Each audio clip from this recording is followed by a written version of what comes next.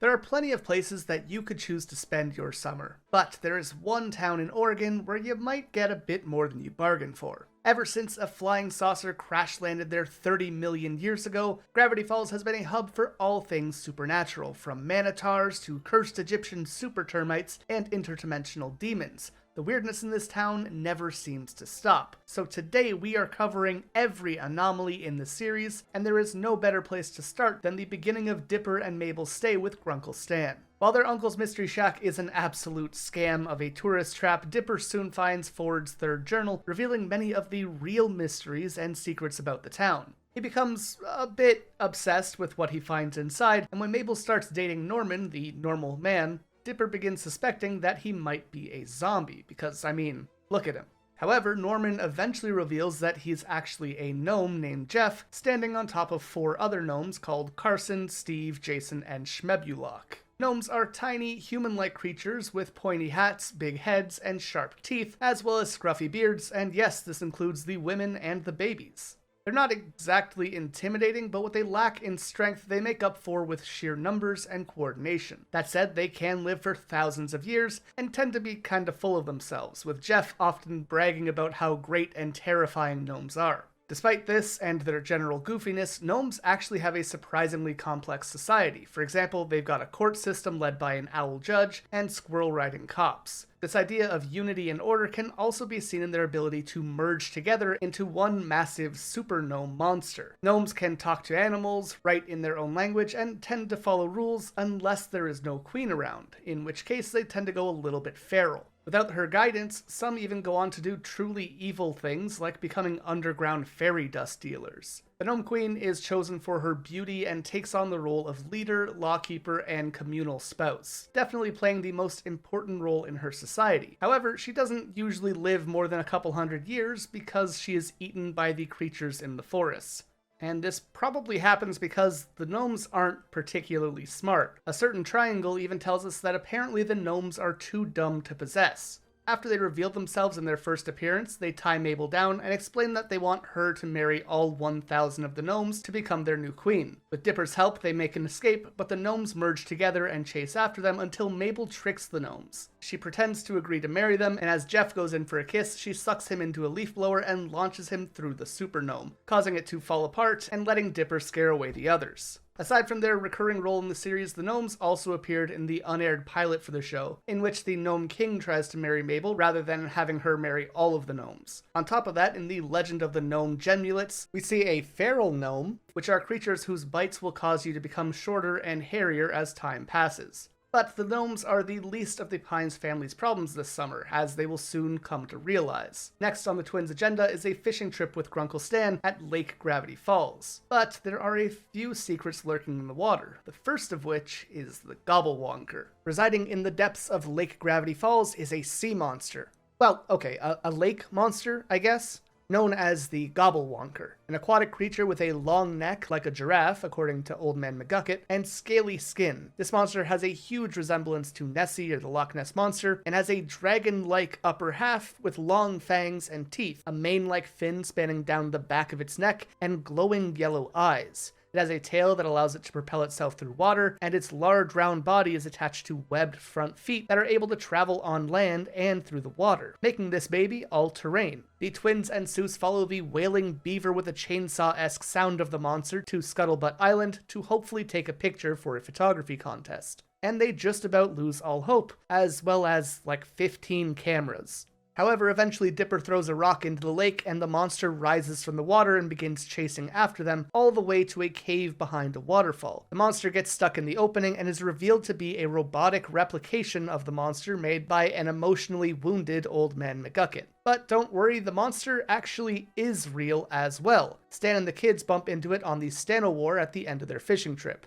But just as the Gobble Walker turned out to actually be alive and real, so too are our next anomalies, the cursed wax figures. So it's unknown if Stan's collection of cursed wax figures actually came from Gravity Falls, but I did want to include them anyways. They were stolen from a garage sale by Mr. Mystery himself, and these sculptures of historical figures will actually come to life on nights of the waxing moon. They were one of the Mystery Shack's early exhibits, but the displays stopped making money when people became bored with them, and so Stan shut the wax museum away in the storage room, forgetting all about them for an entire decade. And the door to this room was even sealed away due to renovations to the Mystery Shack over the years. There are figures of Sherlock Holmes, Edgar Allan Poe, Abraham Lincoln, Richard Nixon, Coolio, and Larry King, who actually becomes a recurring character in the series, just to name a few of them. And they all wanted to take revenge on Stan for casting them aside for so long. Their curse ends up being broken when they are melted, as seen in the case of Wax Abraham Lincoln, who did not reanimate when Mabel turned his melted body into a wax statue of Stan. The kids defeat the group of wax statues with heat, and only Wax Larry King's head remains as they manage to escape into the vents. But not every mystery of Gravity Falls is a living one. For example, Gideon briefly uses a mystic amulet. That is, before it was destroyed by Mabel. He found it where it had been buried by a certain six-fingered scientist with instructions written inside Journal 2. There isn't too much to say about the amulet since we don't have access to a copy of Journal 2, and it's only actually on screen for a short amount of time, but we do know that the amulet gives the user telekinetic abilities, makes their hair white, and corrupts their soul over time in exchange. Maybe Gideon wasn't always evil. Maybe he's just a kid who got unlucky and a little bit cursed. Maybe he just wanted love and attention, and that's why he started his magic show, but the cursed amulet made him bitter and vengeful. But that's not what we're here to talk about today, so on to the next one. When Dipper and Mabel get a chance to hang out with Wendy and her cool teenage friends, they wind up at an old abandoned convenience store. Dipper goes to grab ice to stick in one of Wendy's friends' pants when he comes face to face with the Cooler Monster. The Cooler Monster is a set of floating eyes accompanied by a floating brain, floating nervous system, and what appears to be floating dentures. It's pretty terrifying for Lil Dipper to stumble on his own, but that said, we don't actually know if the Cooler Monster was part of Ma and Pa's teenage scaring, or if it was just like a completely separate dude that just happened to also be there, and we'll probably never know, because that's just how Alex Hirsch is sometimes. But who are Ma and Pa? That's an excellent question, and it brings us to our next anomaly: ghosts. Ghosts are a bit of a doozy, so strap in. A stay in Dan Corduroy's exceedingly haunted cabin exposes the author of the journals to the ghosts of Gravity Falls. As I'm sure most of you know, the presence of a ghost means that there is some unfinished business to tend to. While performing a seance to find out what the ghost of Dan's cabin was hanging around for, Stanford accidentally summoned a horde of ghosts and identified no less than 10 distinct varieties of phantoms, all with different levels of deadliness. Later, Dipper actually speculates that there is an 11th, but let's start with the first one. Category 1. Non-threatening ghosts that tend to want to be brought back to life or to befriend humans. They can make things float, but that's about all they have going for them in terms of power. They're pretty much harmless and will go away if you ignore their desire for friendship. The illustration included resembles a pretty famous friendly ghost.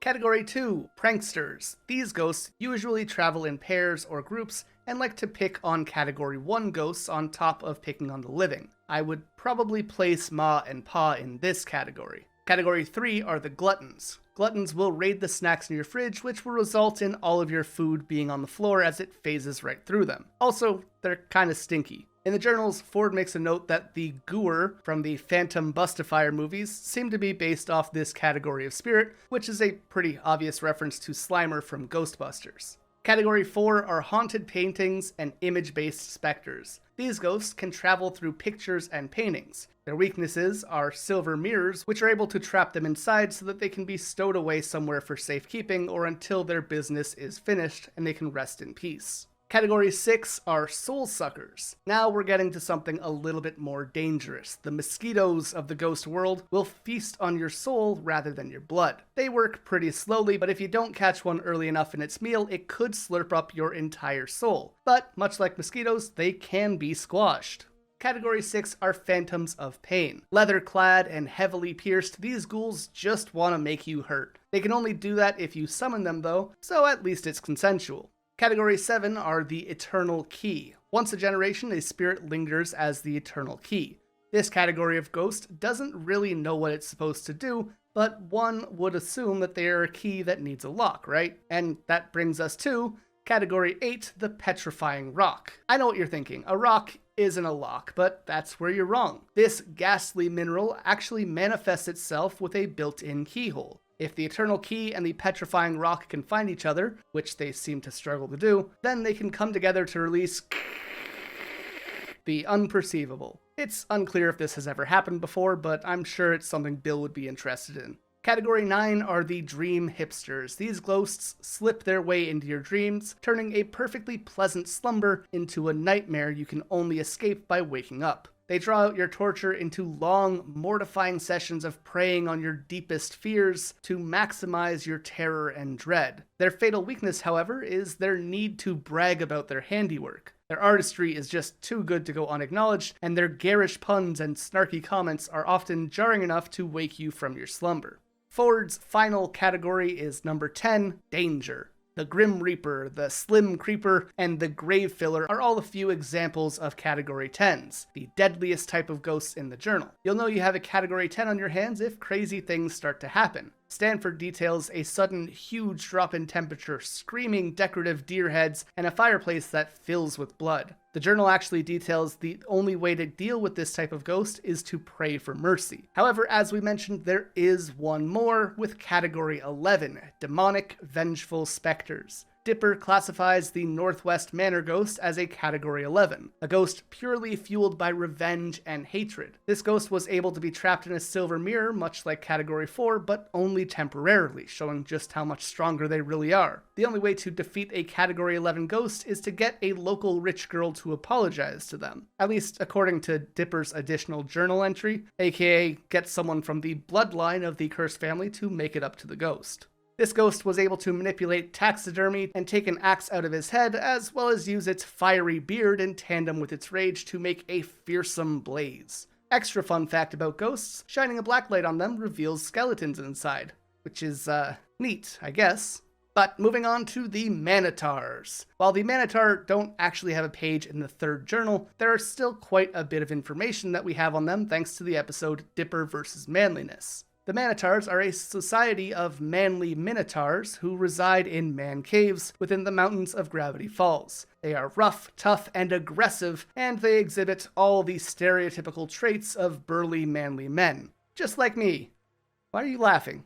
Anyways, you could think of chest hair, deep voice, muscular, and stubborn to a fault. You know at least one of these guys in real life. They seem to live in packs and are sworn enemies of the multi-bears because of their differences in lifestyles, I guess we can call it. They like eating jerky, showing off, and when their manliness is brought into question, they will go to great and often violent lengths to prove themselves to their powerful peers. They don't really care for other species and will often disrespect anybody that they do not deem manly enough for them. That said, the Manitars don't mind getting vulnerable though. When Dipper gets down on himself about feeling wimpy, Chutspar, the first Manitar that we meet, listens to his problems and agrees to help him become stronger. Chutspar brings Dipper to the man cave where he put him through what seems to be a Manitar initiation ritual of 50 dauntless and macho tasks to make him a man. One of the Manitars says that he has 3 Y chromosomes, 6 Adam's apples, pecs on his abs, and fists for nipples. It's unclear if this is the anatomy norm for the species, or if they were just special. Either way, not a big fan. As for the ruler of the Manitars, it seems like the particular group of them that we see was ruled by Liderar the Manitar. He is much larger and tougher than the rest of his group, with glowing red eyes and absolutely massive muscles. He seems to call the shots around the man cave, but through reading the wiki, I've been made aware of an interview with Alex Hirsch in Russia from 2016, where he was asked about female Manitars. His translated response reads, "There is one female Tar who rules over all the male Taurians. However, they are so afraid of her that they do not even pronounce her name." I tried to find video of the actual interview, but it seems that the mouse has removed any trace of it that I was able to find due to copyright. We do see Liderar eat another Manitar as a sort of offering, which tells us that the Manitar seem to engage in some form of cannibalism, be it sacrificial or societal, but whichever version it is, I don't really want to be a part of it. But as we mentioned though, the Manitars do have a sworn enemy, and that is the Multi-Bear. This is a mythical beast that lives in a cave in the mountains of Gravity Falls, much like the Manitars. He is a large black bear with 12 limbs and 8 heads. It can speak human languages and experiences complex thought. And all of its heads seem to share one consciousness, although the main central head is the only one that speaks. Unlike the Manitars, the Multi-Bear is naturally quite a docile and humble creature that just likes to listen to Baba. And who can blame him? But this results in a strange enemy situation between the two species. The Multi-Bear likely sees many challengers as a result of the Manitar's bullying, since he is not really surprised when Dipper is sent to fight him and is prepared to defend his life. He is an honorable bear and accepts his defeat when Dipper bests him with no pleading or tricks, but thankfully Dipper realizes that he's a pretty chill guy and they bond over Baba before Dipper returns home and accepts that he just may never be a huge manly dude, and that it might just be okay to be himself no matter what that ends up looking like. But while the last two are naturally occurring anomalies in Gravity Falls, not all of them are this way. Some of them are created, and this is what we see in the two main instances of clones in Gravity Falls. The first being Dipper's clone in the episode Double Dipper, and the second being the boy band Several Times. Dipper's clones come from Grunkle Stan's half-broken photocopier. He asks the kid to print more flyers for a party, and in doing so, the twins discover that the machine can also clone people, and so Dipper makes multiple copies of himself to help him execute a plan to win Wendy over at the party. In the case of Several Times, a man named Ergman Bratzman genetically engineered the DNA of the perfect boy band and kept them locked up when not in use during their rise to fame. Mabel eventually saves them and sets them free in the forests, where they can frolic among the other woodland creatures. Now, Dipper's clones can be destroyed by getting wet, though it doesn't seem like this is the case for Several Times and is more likely a result of Dipper's clones being paper-based rather than flesh. And speaking of things that aren't flesh-based, let's talk about some pixel-based anomalies like Rumble McSkirmish. When Dipper unleashes the ultimate power of the Fight Fighters arcade game, he accidentally summons a real-life version of its character, Rumble McSkirmish. He is made out of surprisingly sharp 16-bit pixels and huge muscles. He makes it his goal to protect Dipper from Robbie, thinking that the teen killed Dipper's father, which is obviously not true. And upon finding out that Dipper lied about this, Rumble takes him on as his final boss fight and flexes a super sick combo on him before being sent back into the arcade machine as a result of beating the game. He later goes on to date Seuss's ex-girlfriend Jiffany, and they end up firing huge anime attacks at each other, but more on her later. For now, our next piece of weirdness is the height crystals. Although the source of the crystals is unknown, these multicolored gemstones allow you to grow or shrink the size of things around you. Dipper makes use of them in the episode Little Dipper to make himself taller than Mabel after a bout of insecurity over his sister's growth spurt. Now, it makes sense with all the weird goings-on around town that the people that live in Gravity Falls are drawn to all things spooky and strange, which is why they celebrate Halloween twice a year. They love the holiday so much that they find ways to get creepy in the summer. They carve jack-o'-melons and dress up to go door to door just as they would in October. But what happens for the candy that nobody reaches for? Normally it sits in the drawer getting stale until you eventually just throw it out. Well, not in Gravity Falls. Nothing is ever normal here, remember? The Summerween trickster is a monster made up of loser candy. His 13-foot tall body is held up by skinny legs and a very large torso with a teeny tiny little smiling mask imitating a jack-o'-lantern over his face. He is quick, spidery, and incredibly strong. He can jump very high and reassemble himself when smashed to pieces. He is pretty much only defeated when somebody eats the candy that he is made of. Thankfully, Seuss loves all candy equally and manages to save the day. Our next monster, though, is the nightmare-fueling Loblin, a goblin-gremlin hybrid that is notoriously hard to look at. It is a large, hairy beast with long, pointy ears, a flat nose, and sharp, poisonous claws. Looking into its glowing red eyes reveals your worst nightmares. When splashed with water, the Loblin grows in size and sprouts wings. Despite that, Dipper manages to capture one as an exhibit for the Mystery Shack in the episode Boss Mabel, though it does end up escaping and trashes the shack shortly afterwards. The twins manage to defeat it by showing its own reflection to itself in the mirror, revealing its own worst nightmare, the horrifying reality that he's becoming his father. But not all fantastical things in Gravity Falls are in the Mystery Shack. only a short drive away will bring you to a paradoxical hole in the ground. If you throw something in, it may or may not ever return. There's no way to tell if what you throw into the bottomless pit will come back up, appear somewhere else entirely, or even hop into another dimension. The author of the journal writes that socks, of course, never come back, while junk mail, of course, always does. Nothing disappears on Friday the 13th, and if something is not back within 24 hours, it is gone forever. Stanford never had the courage to jump in himself, but the kids, Seuss and Stan, fall into the pit by accident while throwing out some garbage. Luckily, they ended up coming back out from where they entered, and passed the time telling stories before reaching the light at the end of the tunnel and deciding that it must be some sort of wormhole. Journal 3 has illustrations by Ford showing what the structure of the pit may look like, depicting a figure 8-shaped tunnel with 2 exiting tunnels branching off, one at the top surfacing in the forest, and the other at the bottom emerging God knows where. The pit was likely a result of Bill Cipher trying to make a portal to his own realm, however, we're not quite to him yet, and we'll get to him shortly. What we are about to talk about, though, is how hot Gravity Falls is in the summer. On the hottest day of the summer, the Pines family takes a trip to the local pool. Stan tries to secure the perfect chair, Dipper gets a job as a lifeguard to hang out with Wendy, and Mabel meets Mermondo, the merman. Mermondo is a 12-year-old merman from the Gulf of Mexico that was captured by fishermen and ended up trapped in the local pool. Mer people can breathe through their gills and cannot survive on land. They're capable of not only human speech, but also dolphin speech. And as we see, Mermondo is even friends with a group of dolphins back home. Mabel helps Mermondo return to the sea to get back to his family, and he sends her messages in a bottle from time to time. One of them details his likely arranged marriage to the Queen of the Manatees in order to prevent oceanic war, which gives us a pretty interesting view into ocean society. The Mer People of Gravity Falls are much like the legends of sirens and merfolk that we are familiar with, in that they are hard to find and prefer to keep out of human society. Mermondo seems to be pretty afraid of Dipper finding out about his secret, and even when Mabel learns about it, he is nervous and apprehensive about telling her. Also, Mer People apparently have like 17 hearts according to Mermondo. But regardless, we do have to move back to land creatures, deep beneath the forest of Gravity Falls, where there is an abandoned mine where dinosaurs have been preserved in tree sap for millions of years. Some have been freed thanks to summer heat melting the sap over time, but many remain underground. Miners from the past have tried to investigate these dinosaurs, but ended up dead or eaten in the process.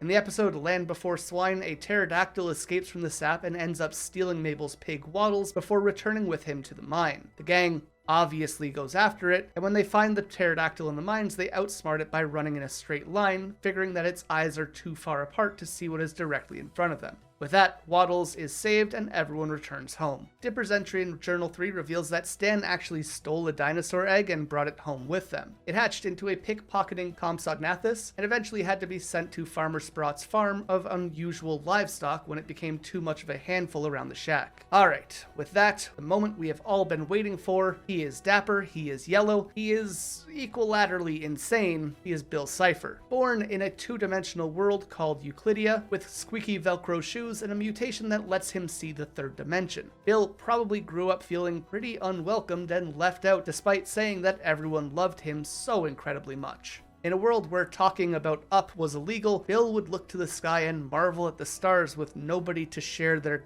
glittering beauty with. He came up with a plan to put on a show for everyone, one that would make them understand what he saw. And so, 1 trillion years ago, Bill went on to massacre his entire dimension, though it's unclear if that's what he wanted to happen or not. In the Book of Bill, he says that he hears a loud buzzing in his ears and blacks out whenever he tries to talk about it, which tells us he's probably repressing it pretty hard. The Axolotl even mentions that he saw his own dimension burn, misses home, and can't return. But more on the Axolotl later as well. My guess is that he really did just want to show everybody what he had saw, but in doing so, he likely tore out the very threads of everything that held the dimension together, which led to the fiery death of everybody he ever knew. What we are confident about, though, is that whatever happened left a 12-year-old Bill Cipher alone in the universe. Bill then went on to take over the Nightmare Realm, the dimension between all dimensions, but when the edge of reality began to threaten his new home, he started to look for a way into a new dimension to keep his party going with his gathered gang of hench maniacs. He would contact humans by slipping through their dreams and acting as their muse. The two most important instances of this being the native people of the area that would become Gravity Falls, and of course, Stanford Pines. The natives found a way to seal and defeat Bill and recorded all that they knew about the Triangle, including how to summon him and the Zodiac Circle to defeat him, in a warning on a cave wall before fleeing the Cursed Lands. Later, Stanford Pines would discover this cave a millennium afterwards and summon the demon as part of his research. Hand in hand with his new pawn, Bill Cipher acted as Stanford's muse while he manipulated and tricked Stanford into building him a portal to access his dimension, and Stanford ate it all up. Hook, line, and sinker, desperate for the academic achievement that would come with his developing theory of weirdness. When Ford fell through the portal, Bill lost contact with our dimension and had to start again from scratch.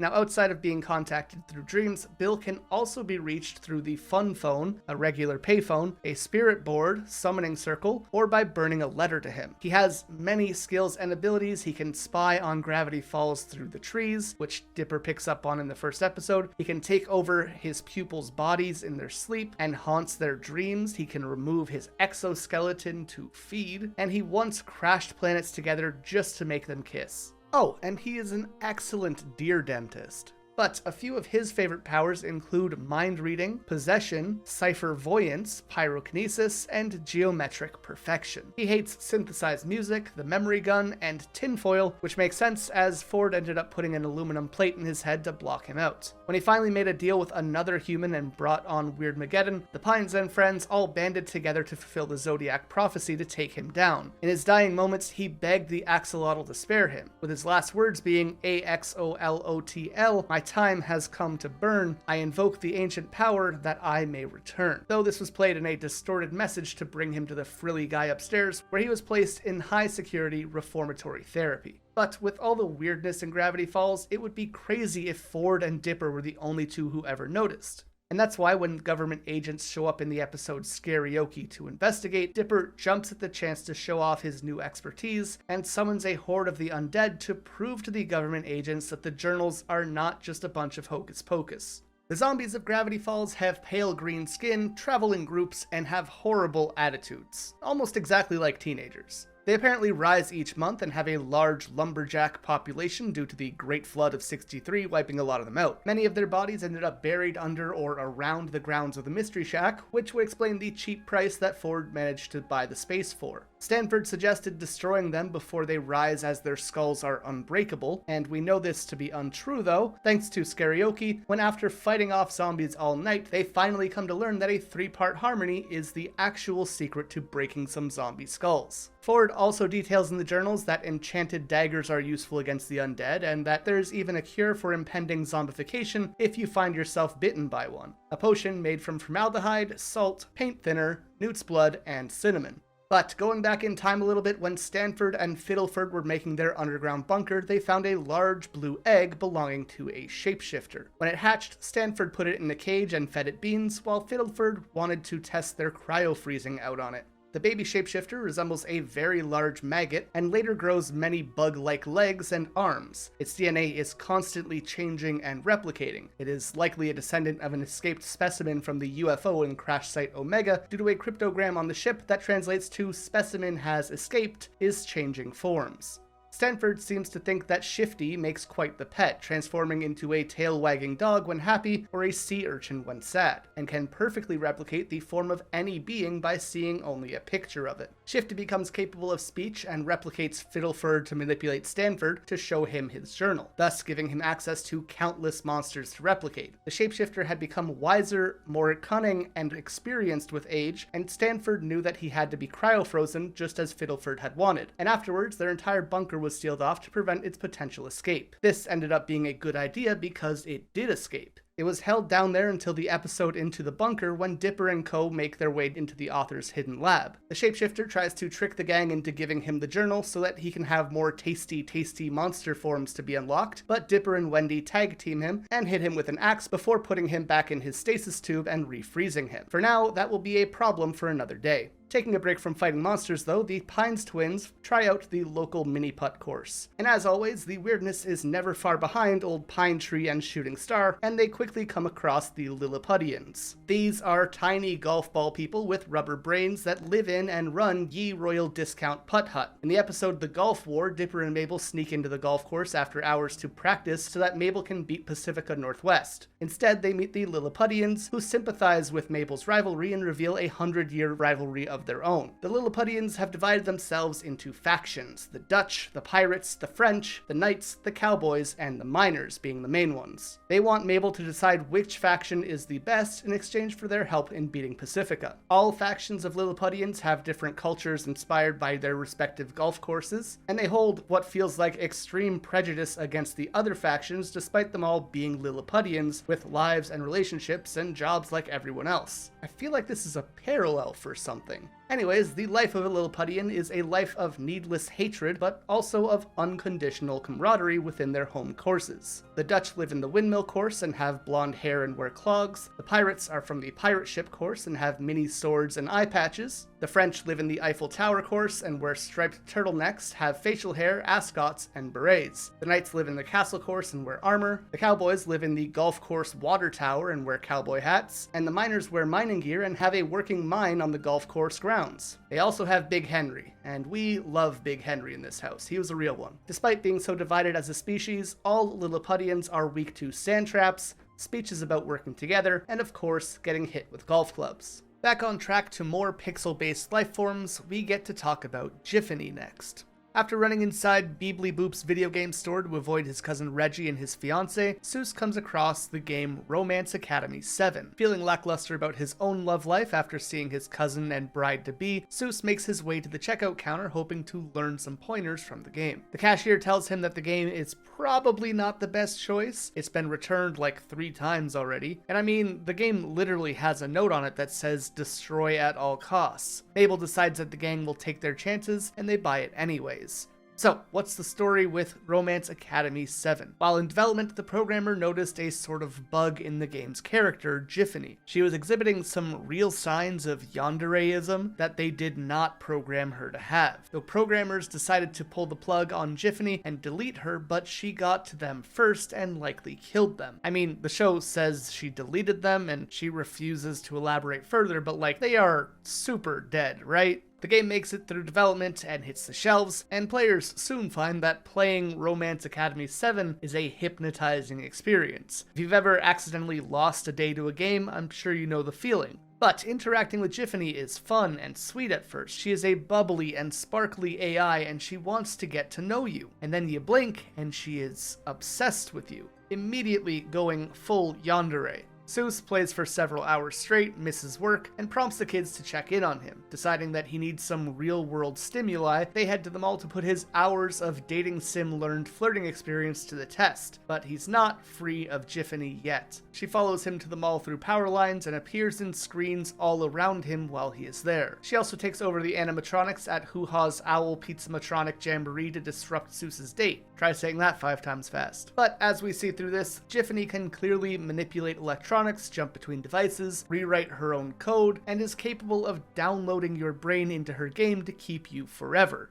She is definitely a bug that your computer does not want to pick up, but thankfully, Seuss defeats her by melting her CD in a pizza oven and irreparably destroying her code. She ends up getting stuck in the game Fight Fighters and ultimately goes on a date with Rummel McSkirmish. From there, we can go on to another big one, and emphasis on the big. Cornelius Infinitum Titanicus the Infinitieth, or Time Baby for short. This is the last son of the Chrono Giants from the year 20,712, a now otherwise extinct race of time-controlling giants. While he is very powerful, having laser eyes, being able to manipulate time, and travel across dimensions, he is still a baby and is easily distracted by things like jingling keys, will throw tantrums, and needs to drink milk. His hover diaper controls the Earth's rotation, and in the year 9.366 billion, million, Bill and Time Baby face off, the result being that Time Baby crashes into Earth so hard that the dinosaurs went extinct before he was frozen in a glacier, and Bill ends up in control of time. So this giant Time Baby with a glowing blue mark on his forehead was frozen in a glacier and is the last of his kind. It's honestly kind of the plot of Avatar when you think about it. Regardless, the Northwest cover-up document speaks more about this, saying the statues of Mount Rushmore are actually gigantic presidential-faced robots that will be called into action when America needs them most. An enormous, evil, time-devouring baby from another dimension is frozen in an Antarctic glacier, but fortunately glaciers never melt, so it should be fine. However, global warming reared its ugly head, and Time Baby is freed at some point in the future and returns for Weirdmageddon, where he is vaporized by Bill. 1,000 years later, his molecules find their way back together, and he rises in power over the Earth, where everyone pledges allegiance to him, lest they be teethed on a lethal level. In his reign of the future, he hosts gladiatorial games of Globnar, where accused criminals compete for justice and time wishes, which is a prize granted by Time Baby to alter the past with no paradoxical repercussions. Time Baby also commands the Time Paradox Avoidance Enforcement Squadron of the Time Police, which basically just makes sure that nobody is committing time-related crimes or causing paradoxes across time and space. But he isn't the only one with godlike powers, and as we go back to our own time, we can get acquainted with the Love God. The Love God is what you might get when baby Cupid grows up. A cherub walking among us, the Love God arrives in Gravity Falls to play at their Woodstick Festival. However, being a Love God is just his day job, and since the internet and dating sites have largely taken that job away from him, he's turned to a life of music and performing, with a little bit of matchmaking on the side. Mabel ends up getting into his stash of love potions, and tries to make two of Wendy's friends fall in love. However, as she tries to get the antidote later, the Love God catches her and scolds her for meddling in people's love lives. Even though matchmaking has taken a secondary role in his life, it is still very important to him, and he clearly takes his job very seriously. He's also able to summon up visions of heartbreaks past, which will show a person memories of all of their failed relationships, and he uses this on Mabel. Later, in Mabel's journal entry about the situation, she says that apparently love potions only last 3 hours, and that they are more of a nudge in love's direction. Also, that the anti-love potion tastes like runny mascara and tears. After the Love God, we have another winged anomaly with the Eyebats. These share a lot of similarities with the floating eyeballs that we'll cover later in the video. We briefly see them in an episode called A Tale of Two Stans, when Stanford is out capturing some of his research. These bioluminescent eyeballs have yellow irises and sprout bat wings from their sides. The larger ones are even able to turn living things into stone. They travel in packs or swarms, much like normal bats, and can be found in caves, barns, or any other dark places that bats might like to hide. And if you want to catch one yourself, just bring a butterfly net. Now, keeping on that optical theme, we have the Cycloptopus. It's a little green octopus-like creature with just one eye. This eye is able to turn into a mouth with very sharp teeth, which is pretty disturbing, honestly. They seem to be weak to electricity, and Ford says not to let them get a taste for human flesh, signaling that it might be more of a predator as opposed to just being another dangerous creature. Regardless, it is not something you want to roll the dice with. And speaking of dice, we have the Infinity Die. This was won by Stanford on Lottocron 9, the gambling dimension, before he was kicked out for counting cards. Rolling it results in literally endless possibilities. You never know what could happen. For example, once Stanford changed the color of the sky with it. That said, it does roll a 4 surprisingly often, and if you stare at it, you might get a headache. From here, we can go on to the arachnomorphs. This is a species of spider people that live among us. They disguise themselves as normal people like you or I, but reveal themselves as flesh-hungry monsters once they have you in their metaphorical or literal web. These tricky arachnids subdue and lure their victims into their dens, or somewhere secluded, to tie them up in web cocoons and feast on them. Arachnomorphs can be identified with sweaty palms, a lot of body hair, a huge appetite, and a habit of crouching behind furniture. Arachnomorphs can shapeshift between full human form, half human, half spider form, or full spider forms as well. The full spider form is larger than a typical human, with 8 legs, but also has 2 additional arms. Its body is kind of built like a centaur, with the lower torso of the spider that connects to an upper torso that is more humanoid. It has a head with multiple eyes, a mouth with feelers, and is covered in tarantula-like fur.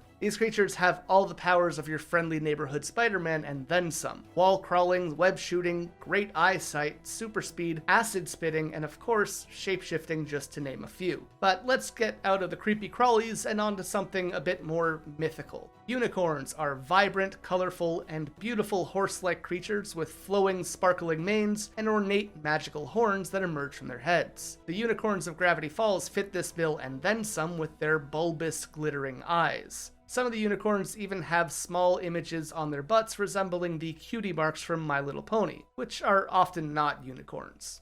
Where the unicorns in this show differ, though, is their personality. Usually unicorns are these mystical, kind, beautiful souls full of whimsy, love, and goodness. Even in Gravity Falls, they are said to be pure of heart, and that their horns can delve into your soul and tell you if you are also pure of heart. In reality, though, these uniforms are cliquey, rude, standoffish, and straight up belligerent. They dislike humans and lie to them pretty often to get them to go away. Plus, their horns only point out the closest rainbows and play bumpin' music, as opposed to actually judging someone's character. Their tears are liquid rainbows, which are apparently lethal to plant life, and they are weak to pixie dust. They live in the Enchanted Forest in the home of the unicorns, which is only accessible by an ancient chant recited by druids of old, or just someone with a deep voice. Stanford sends Mabel to retrieve some unicorn hair in preparation for Weirdmageddon in the episode The Last Mabelcorn. Unluckily for her, the unicorns hate giving away their hair, especially to humans, even though later they say that they have more than they know what to do with. Now, if you follow the sound of pan flutes in the realm of the unicorns, you will find the fawn population of Gravity Falls. These half-man, half-goat satyrs have rosy cheeks, fluffy hair, and two horns that stick out of their heads from either side. We only briefly see one of them before Grenda, removes it. However, they seem to be just typical satyrs. But after the fawn, we move on to what is potentially the origin of all weirdness in Gravity Falls. Crash Site Omega, the place where the UFO crashed after leaving a hole in the cliffs of Gravity Falls 30 million years ago. The UFO was piloted by a pan-dimensional being from Trilax Beta. These are aliens that existed in multiple dimensions at a time, but thanks to this they had a very disorienting existence, which was likely responsible for the crash that ultimately killed the crew.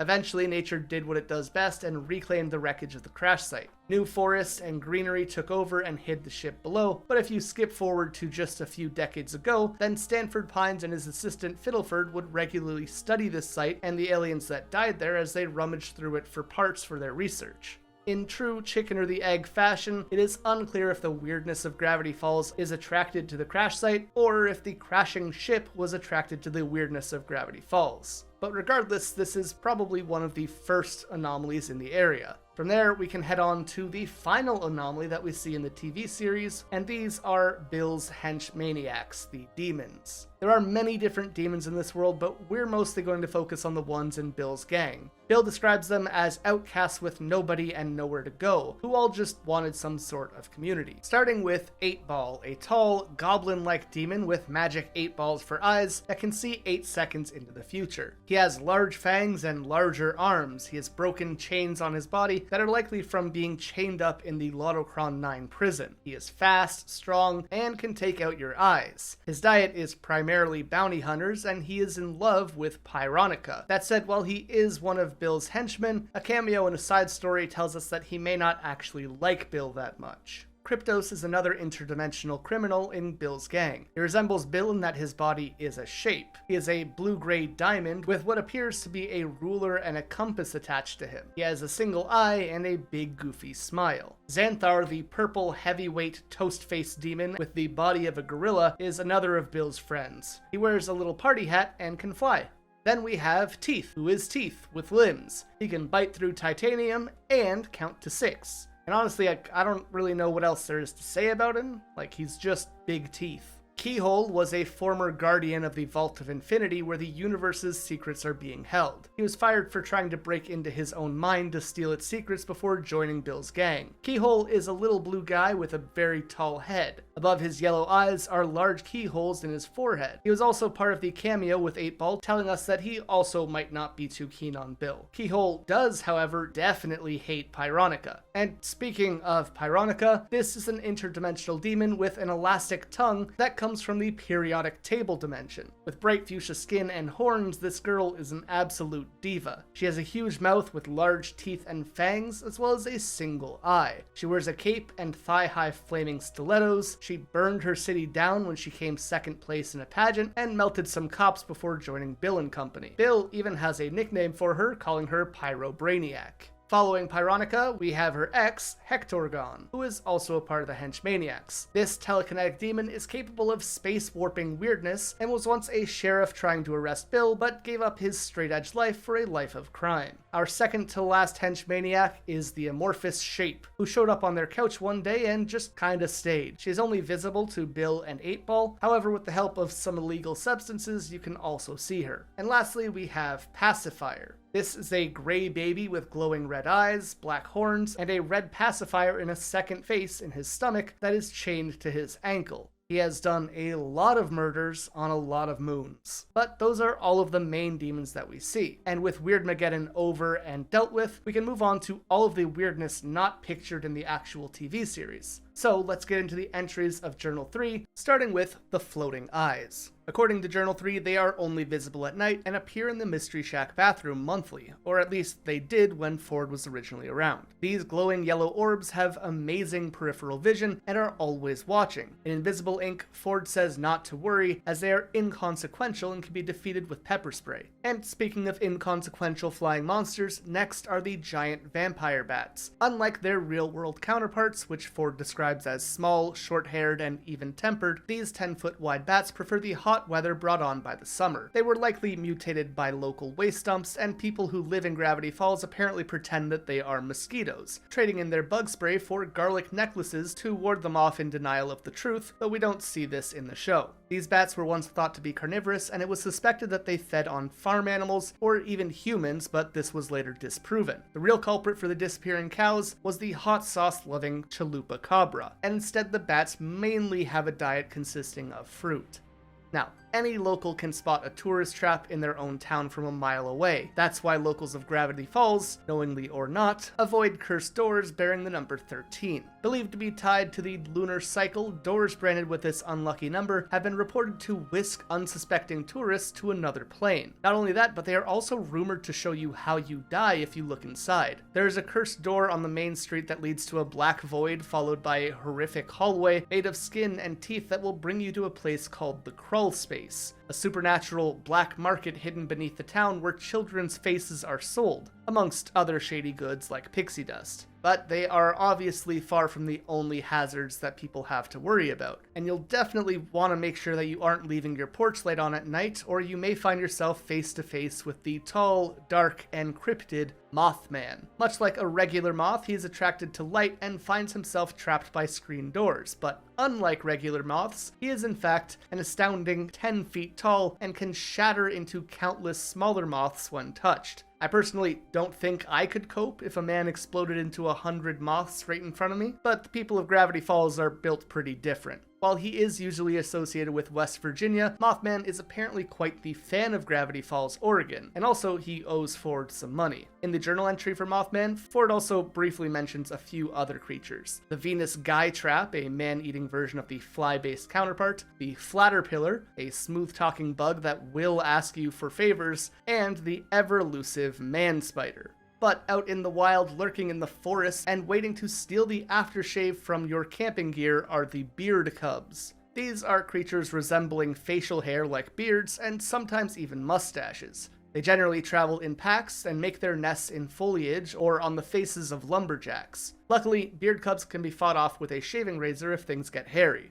Now, you might feel pretty lucky coming across an outhouse in the woods in your time of need, but beware the portal potties of Gravity Falls. Scattered among the forests of this peculiar little town, portal potties transport their users to an unknown destination anywhere in the world. The relief you'd feel of not having to do your business in the bushes would be short-lived when you exit the outhouse and find yourself in the middle of a desert like poor Stanford Pines once did. He ended up even having to hitchhike all the way home after that one.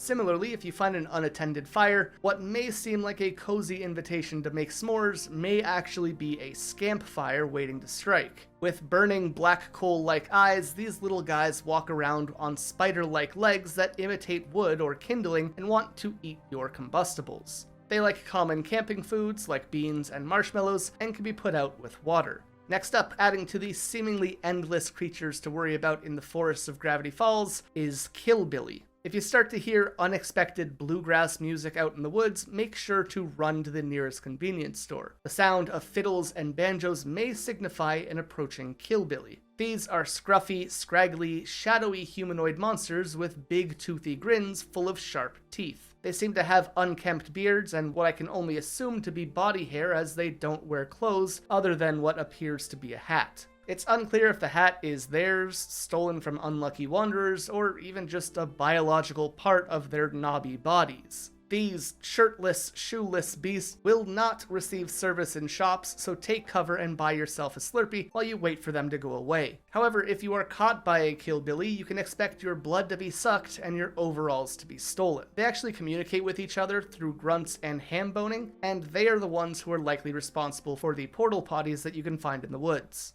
Our next anomaly is the Soothskeeto. Much like a regular mosquito, these buzzing bloodsuckers fly around looking for exposed skin to attack. But unlike mosquitoes, Soothskeetos have what appears to be a third eye in their faces, which allows them to see the future of the person whose blood they are sucking. After which they will leave an itchy, ominous, and often misspelled warning written out in the mosquito's bites to find later. While you're in the woods, though, keep an eye out for a highly elusive giant with legs that resemble tree trunks. It's covered in foliage like moss and mushrooms to keep itself camouflaged, and seems to be quite the lone wolf. Ford believes this giant to be older than Gravity Falls itself, and named the giant Steve, simply because he believes that it acts like a Steve. Stanford seems to have made multiple attempts to study the giant over the years, but it didn't seem like Steve had taken a liking to him, as it had thrown a deer at him one time and eaten his car another. Their rocky relationship could also be thanks to the high lumberjack population around the town, causing a lot of anxiety for poor Steve, based around the humans of Gravity Falls trying to chop his legs down. Our next monster is a bit of a misnomer. What Stanford had originally believed to be a blue-eyed invisible wizard with chiseled cheekbones, a belt of potions, and a beautiful wand ended up being a droopy, malformed... I'm not actually sure what to call this guy.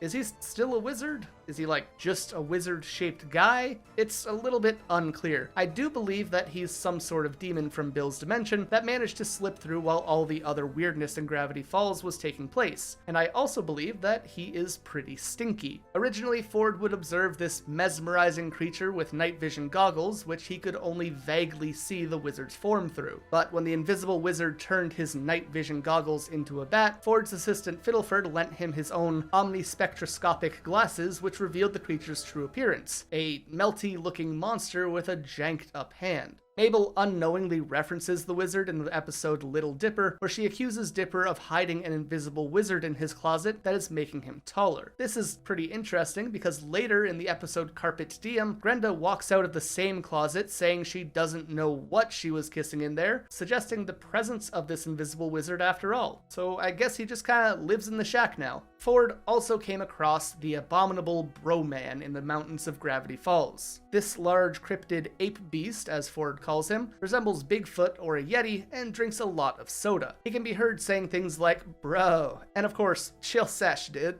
I wonder if he learned this way of life from somebody or was just born that way, but I kinda hope it's the latter. Maybe he had some bro guru guiding him through whatever the bro equivalent of meditation is. Probably doing cool handshakes or something. Regardless, Stanford guessed that he learned from whatever poor hiker he probably ate and sacrificed for his cargo shorts and sports merchandise. Now, we all know this next one, tiny winged humanoids that often sparkle and have magic. That's right, next up we have fairies. There's a special breed of fairies that are able to see the invisible wizard. Ford calls them Barf Fairies because they are constantly vomiting. At first, Ford thinks that this is how they communicate with each other, but he later realizes that it's because they can see the true hideous form of the wizard. It's mentioned that the fairies have a nail salon in the Enchanted Forest, which tells us that fairies care about their appearances. They may even have hair salons salons, clothing stores, and other beauty boutiques for themselves, which is a very cute thing to think about. Fun fact, the fairies in Gravity Falls have purple blood, and their dust can knock out unicorns. Another fun fact, some fairies will sell their dust in the black market. Isn't that neat? Continuing on with the oddities of Gravity Falls, we have the leprechaun. These can be found near rainbows or fields of clovers. They have horns, hooves, and the bodies of the unicorn with the head of a leprechaun. Their jolly faces and rosy cheeks glimmer annoyingly, and their wispy beards and tails are rainbow pattern and occasionally drop fake gold coins. On top of that, their glittering horn plays a looping song called Danny Boy, which is apparently pretty infuriating. Leprechauns have tiny little hats with 4-leaf clovers sticking out of them and are attracted to boxes of sugary cereal. They seem to come from the interbreeding of unicorns and leprechauns, which is a thought that I never wanted to have. And so we will quickly move away from them and on to the stomach-faced duck, an equally traumatizing creature. They may walk like a duck and quack like a duck, but it is definitely not your average mallard. You'd think that with a face on its belly, that maybe it would have a brain where its stomach should go, and perhaps its stomach would be smaller in the space that its brain should be, but nope, there's normal guts in there. Not only that, but when these horrifying freaks of nature open their beaks, you can see all of their internal organs, and they fall out of their mouths and onto the floor in a disgusting, wet mess of body horror. The good news is that they pretty much just act like a duck otherwise, though. They travel in packs, like to eat crackers and bread left behind by people, and even respond to duck calls. But they are only one of many strange birds in Gravity Falls. For example, we have the question quail, a curious breed of bird that is known for the black question mark shaped growths on the top of their head. Truly an anatomical wonder of a creature, but I gotta assume that it makes it more difficult to fly. Similarly, we have the cowl. The cowl is exactly how it sounds, half cow, half owl. And I'm not sure how that's even possible. Is it a mammal? Is it a bird? Who knows? I don't really want to think about it. What we do know is that it lays milk-filled eggs and says mahoo. The octopus, yet another bird, which was too stupid to study for Stan's liking, and so all we really know about it is from its illustration in the journal. It's got the head and wings of a hawk and the tentacles of an octopus. Funnily enough, what would be its beak is also a tentacle. And our final hybrid bird is the woodpecker pecker. Well, I guess it's not exactly a hybrid, but it's more of a symbiotic relationship. The woodpecker pecker is a species of tiny woodpecker that lives on the back of larger woodpeckers. The smaller bird eats bugs off the larger and keeps their host's feathers clean and well groomed. Stanford theorizes that an even smaller woodpecker pecker may reside on the first woodpecker pecker's back, but he has never busted out his microscope to actually check for this woodpecker pecker. Next up, we have an entry that actually was seen in the show, kind of, though only in its opening.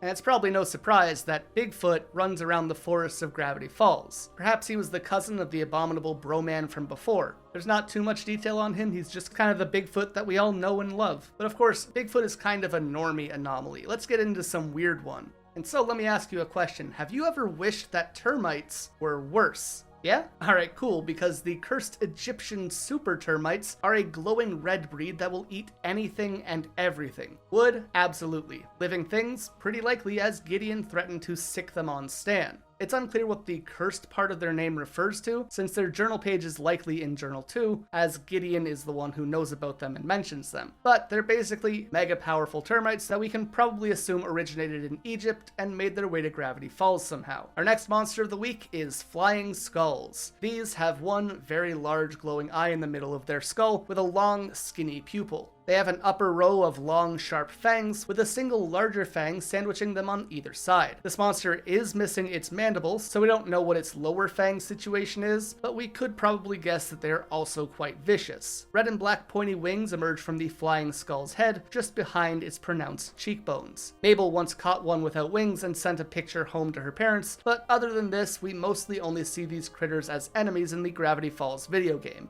Now, if you find your flashlight begins to flicker in the caves of Gravity Falls, or if you're like the author of the journals sporting a dying oil lamp out of nostalgia, don't worry. Listen out for chirping and humming, and you'll soon find yourself face to face with the glowing eyes of the Geodites. This is a species of living mineral unlike any other organism. They have round, black bodies with glowing vacant eyes and mouths lined with gemstones acting as teeth. On that note, be careful. They bite. Geodites have other chunks of gemstones protruding throughout their bodies, some acting as legs, and some seeming to be protective as they don't really have arms or anything else. Presence of pointy gemstones on the top of their bodies will deter any other creature from trying to pick them up, and may even work offensively if the Geodites get a running start. They will skitter and dance around making clinking noises as their gemstone legs tap against the ground. Geodites seem to communicate by singing to each other, or at least do this to call for help. It's unclear if they travel in packs or if the population seen by Ford is all that there is of them, but it seems like Geodites have a sort of community amongst themselves, as they will often sing and dance together. They also give off a bit of a glow and produce sparks when struck together. They appear to be scared of fire, or at least light in general, as they scatter when Ford relit his lantern, and they only appeared while he was in pure darkness.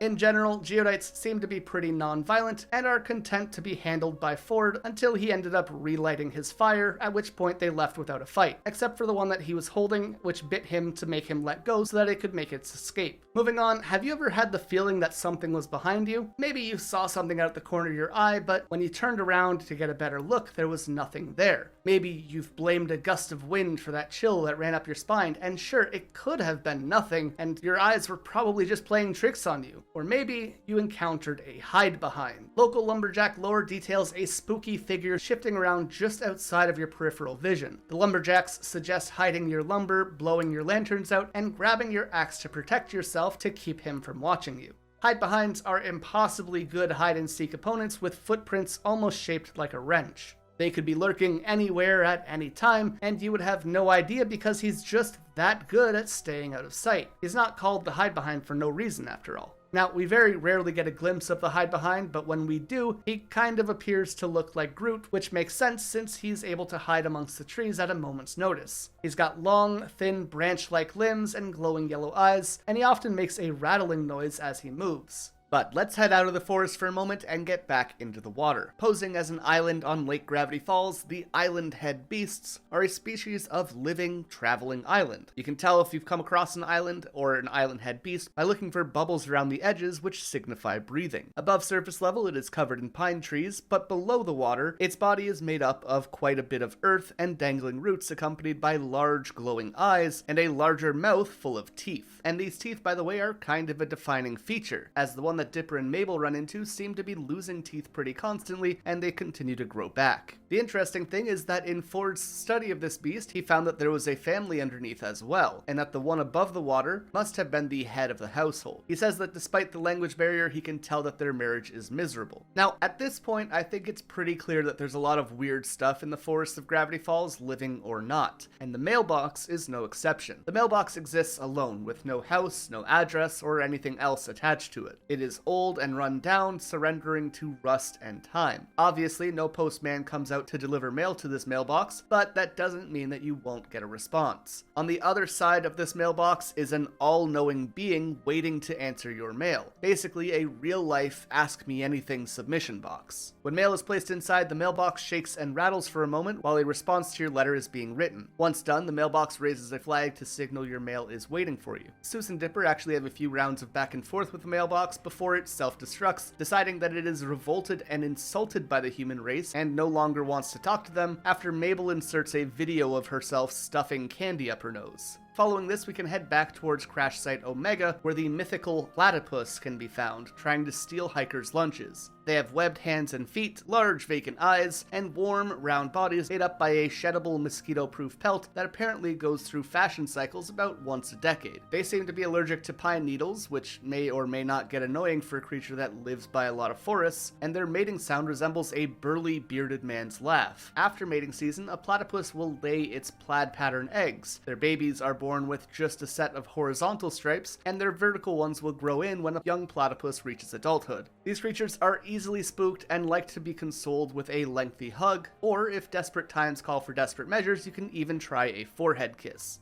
The legend of the platypus states that this maple bacon-scented friend is where a lumberjack may get their jacket. They can be caught by digging a hole and filling it with things that they like sawdust or lunch meat, and imitating their mating call. Once in your trap, you can make them sneeze with some pine needles, and they will shed their pelts for you if you're in the market for some flannel accessories. But that's a bit too cute for this list. Let's get on to something a bit strange. Have you ever wished that you could change your face? Well, why not summon Mr. What's-His-Face? This is a tricky, shadowy demon with a gold tooth decorating his very large smile. The rest of his face is hidden in shadow, but he can manipulate it and change it at will into anything that he chooses. He can also fix anything that you hate about your own face for a price. That said, that price is your face, so it might not be worth making that trade. He stores his stolen faces in his bag that smells like mothballs and morning breath, according to Mabel, and whisks them away to the cursed door on Main Street, where he brings them back to the crawl space to sell at Gravity Falls' underground magical black market. Mr. What's-His-Face can disappear in a puff of green skull-shaped smoke and be hurt by the black market's spontaneously combusting beauty pills. Ford eventually froze him with a freeze ray and stored him away in his bunker.